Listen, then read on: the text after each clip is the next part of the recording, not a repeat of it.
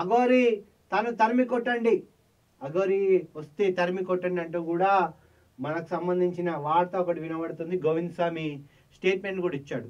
ఆంధ్రలో అఘోరిని తిరగనివ్వద్దు, వస్తే తరిమి కొట్టండి, ఫేక్ ఆవిడ అంటూ కూడా స్టేట్మెంట్ ఇచ్చాడు. అదే స్టేట్మెంట్ సంబంధించిన వార్త కూడా మనకు నిన్న నుంచి వైరల్ అవుతా ఉంది. వాస్తవానికి అఘోరి చేష్టలు కూడా అట్లనే కనబడతా ఉన్నాయి. కూడా అఘోరి చేయాల్సిన పనులు చేయట్లేదంటూ కూడా మనకు వినబడుతున్నాయి. సో ఇప్పుడు ఆ స్వామీజీ, గోవింద స్వామీజీ, ఎవరైతే గోవిందానంద సరస్వతి స్వామీజీ తను చెప్పిన తర్వాత చాలామంది ప్రజలు ఈవిడ నిజంగానే అఘోరియా లేకపోతే ఫేక్ అఘోరియా అంటూ కూడా ఆరా తీయడం మొదలుపెట్టారు.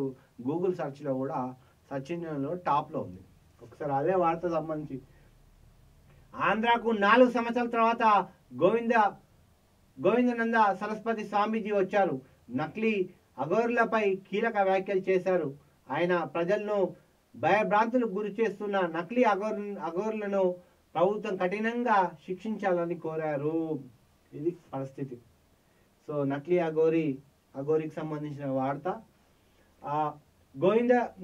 గోవింద సరస్వతి స్వామీజీ కృష్ణా జిల్లా గన్నవరంలోని విజయయాత్ర చేసేందుకు వచ్చారు. కర్ణాటక పంపక్షేత్రం సాధకులు గోవిందానంద సరస్వతి స్వామీజీ ఏపీలో 5 రోజుల పాటు విజయయాత్ర చేయనున్నారు. ఈ సందర్భంగా విమానాశ్రయం దగ్గర ఆయన మీడియాతో మాట్లాడుతూ 4 ఏళ్ల తర్వాత ఆంధ్రప్రదేశ్కు వచ్చినట్లు చెప్పారు. అఘోరి నకిలీ స్వామీజీలు, నకిలీ పీఠాధిపతులు చెప్పకుండా కొందరు తిరుగుతున్నారు ఆయన అన్నారు. ఇలాంటి స్వామిలను మాయమాటలు చెప్పి ప్రజలను భయభ్రాంతులకు గురి చేస్తున్నారని మండిపడ్డారు. వాస్తవానికి కూడా ఈ అఘోరి ఏ సంకల్పంతో వచ్చిందో మనకు తెలియదు. కాకపోతే మాత్రం సంకల్పంతో వచ్చింది. ఆ సంకల్పం ఏందనేది కూడా మనకు తెలియదు. నకిలీ అఘోరులకు సంబంధించి మాత్రం గోవిందానంద సరస్వతి అయితే హాట్ కామెంట్ చేశాడు.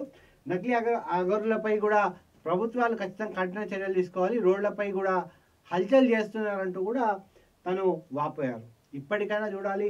వాస్తవానికి శ్రీనివాస్ అనే వ్యక్తి, అంటే అమ్మ అని పిలుస్తున్నాం అఘోరి, ఆవిడ ఏ సంకల్పంతో వచ్చిందో కాదు కానీ సనాతన ధర్మం కోసం అయితే పోరాటం జరుగుతుంది. తను సనాతన ధర్మం కోసమే మాట్లాడుతుంది. ఎక్కడ కూడా తను ఏ రాజకీయ నేతల కోసం కానీ ఎవరి కోసం కూడా మాట్లాడలేదు. కానీ కొన్ని సందర్భాల్లో మనం చూసాం, పవన్ కళ్యాణ్ కోసం కానీ అటు రేవంత్ రెడ్డి కోసం కానీ మాట్లాడడం జరిగింది. కానీ ఆవిడ్ని కలిచివేసిన తర్వాత, అంటే అటు గుళ్ళలకు రానియకపోవడం కానీ ఇవి కానీ, ఏపీలో తను అంటే నగ్నంగా పోకుండా ఖచ్చితంగా కట్టుబట్టలు కట్టుకొని ఖచ్చితంగా లోపలికి రావాలన్నప్పుడు ఆ వ్యాఖ్యలు చేసింది.